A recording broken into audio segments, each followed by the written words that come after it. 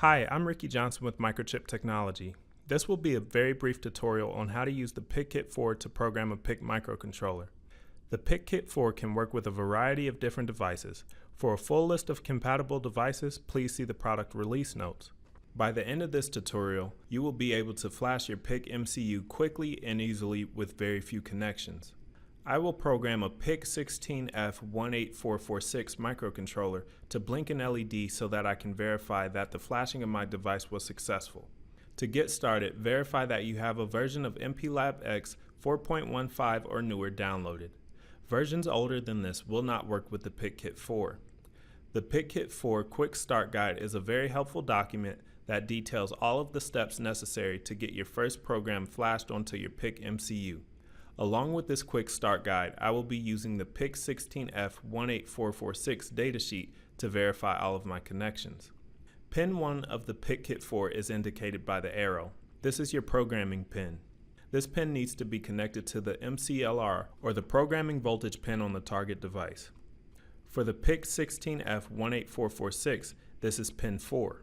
Pin 2 of the PICkit 4 is VDD or the supply voltage. Therefore, it needs to be connected to the VDD pin on the target device, which is located on pin 1. Pin 3 of the PICkit 4 is the ground connection or VSS. I will connect this to pin 20 of my target device. The fourth connection on the PICkit 4 is the programming data pin or PGD. This needs to be connected to the IC SPDAT pin on the target device, which on the PIC 16F18446 is pin 19. The last connection needed is for the programming clock. On my target device, this is pin 18. Additionally, the Quick Start Guide recommends a 50 kilo ohm resistor in between the programming voltage pin and VDD.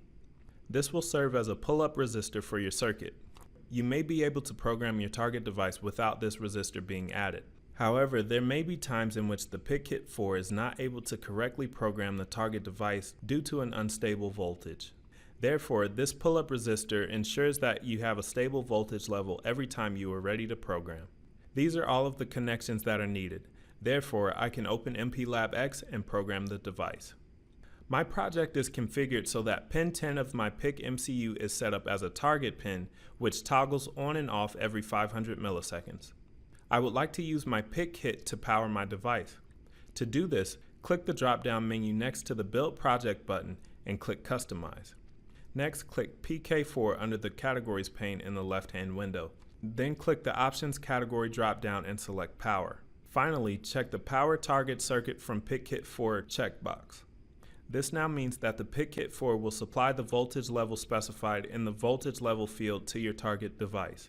If you do not enable this, an external power supply will be needed for your device, or else the PICkit 4 will not be able to program it. Click Apply, then OK to save these changes. This is all that we need for our setup. Therefore, I can now click the Make and Program Device button.